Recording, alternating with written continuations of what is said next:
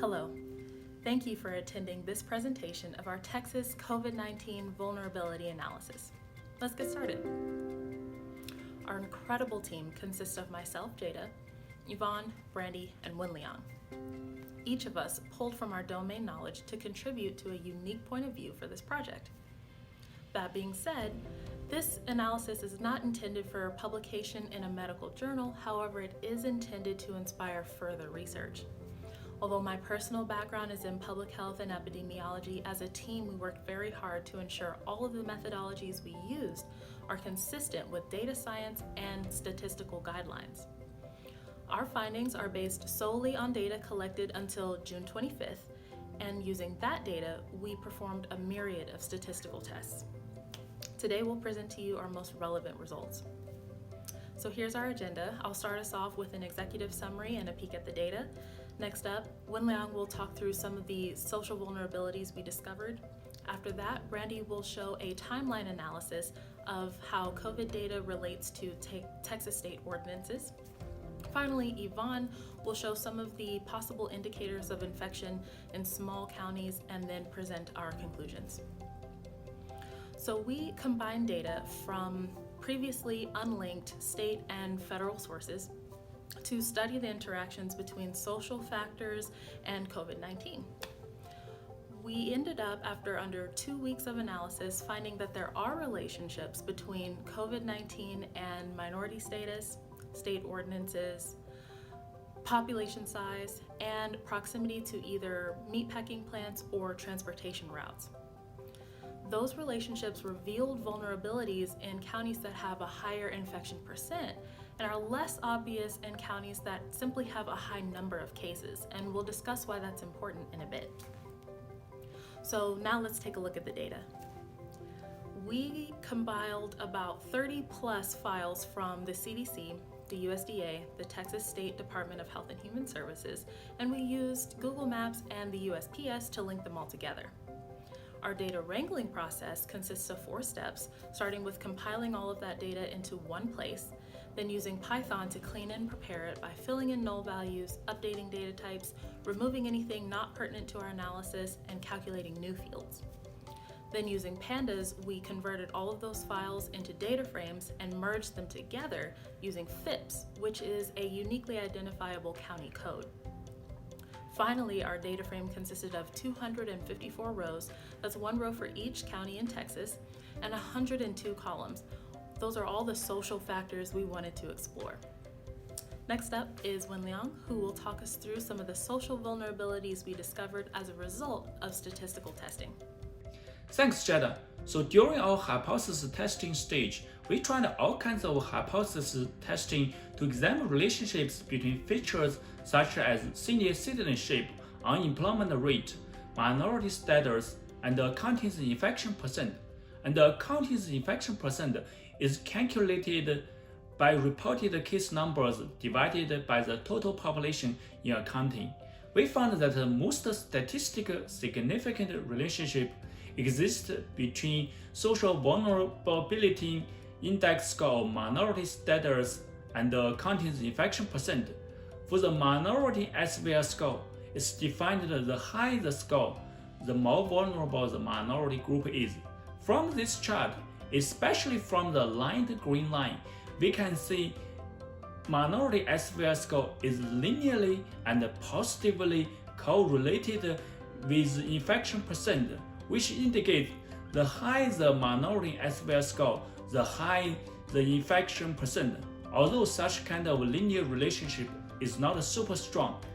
In addition, we found that some counties have particularly high infection percent, such as Moore County, which is located at the right up corner in our chart.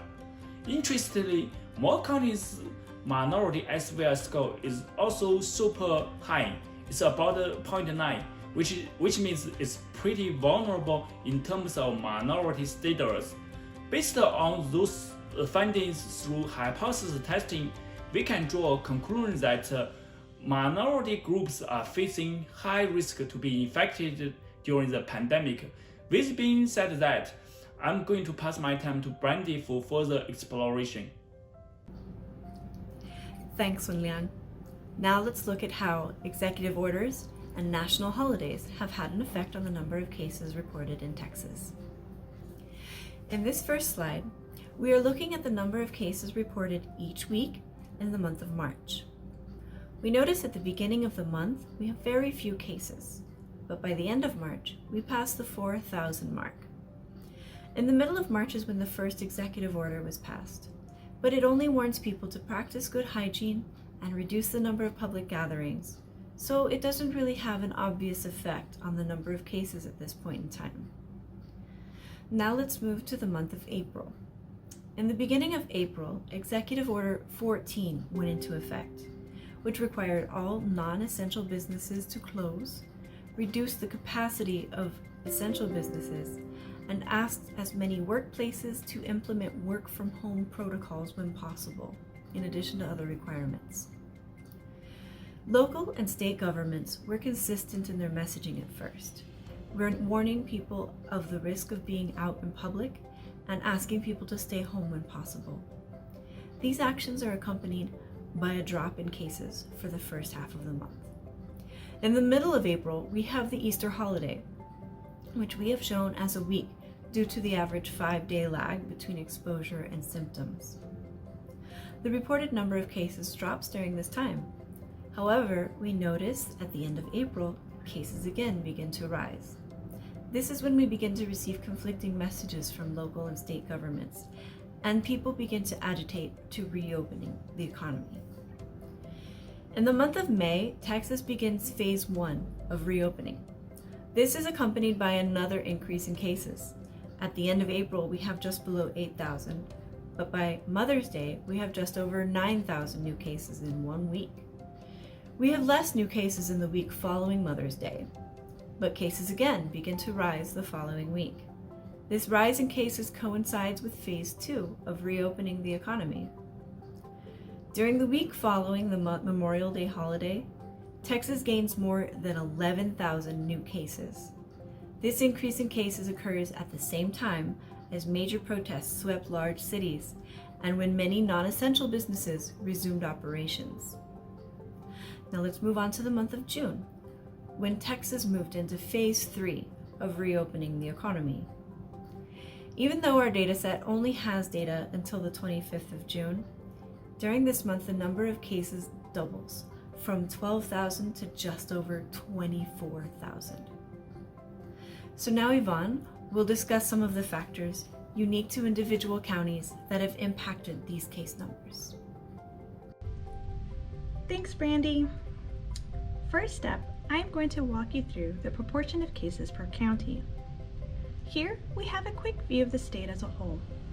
As you can see, there is a red gradient across the state. This simply means that the darker the red, the higher the infection percent is in that county. Let's take a look at what the top 5 counties with the highest proportion of cases are. We have Moore County at 4.1%, Jones County at 3.1%, Walker County at 2.6%, Potter at 2.3%, and lastly we have Titus County at 2%. Now what this means is if we took Moore County, who's sitting at 4.1%, and had 100 people, 4 of them would be likely to be infected with COVID. When we compare that to the county where Houston is, which has an infection percent sitting at approximately 0.5%, they would have less than 1 person infected out of the 100 people. This is why we chose to focus our attention on the infection percent rather than the number of infected. Now, let's take a look at what some possible factors for the high rates in these smaller counties could be. First up, let's look at transportation routes. We can see that Moore and Potter County are sitting along I-40, which connects the Panhandle to New Mexico and Oklahoma. Jones County sits along I-20, which connects El Paso to the DFW area. Titus County is sitting along I-30, which is used to connect Dallas up to Arkansas. And lastly, we have I-45 by Walker County, which is used to travel extensively between Houston and DFW. Another thing to take note of is truck stops tend to be located in smaller cities along these heavily traveled roads. Since we are so reliant on shipping now, and this doesn't shut down with the economy, these routes are a possible vector of transmission between the larger counties and the smaller ones. Next, let's take a look at where some meatpacking plants are. As we can see up in the Panhandle area, we have a group of 3 large meatpacking plants, one of which did have an outbreak in May, and we can see that the counties surrounding this area are shaded in a darker red. When we look at the other meatpacking plants across Texas, we don't notice as dark shading, but some of them do have a light pink color. What we found was that minorities are disproportionately affected by COVID. From the CDC, I learned that the national rate of hospitalization for non-Hispanic white people is roughly 44 per 100,000 people. Hispanic people is roughly 193 per 100,000, and non-Hispanic Black people is roughly 202 per 100,000. State ordinances seem to play an important role. Small counties lack resources because these tend to be based on the population of the county. We need to look at infection percent as well as infection numbers to ensure all counties stay safe. Both the presence of major transportation routes and meatpacking plants could play a role in aiding the spread of this social disease. Given 2 more weeks, we would like to analyze COVID-19 in county jails as well as explore a breakdown of infection percent within various age groups. We greatly appreciate your time and thank you for joining us today.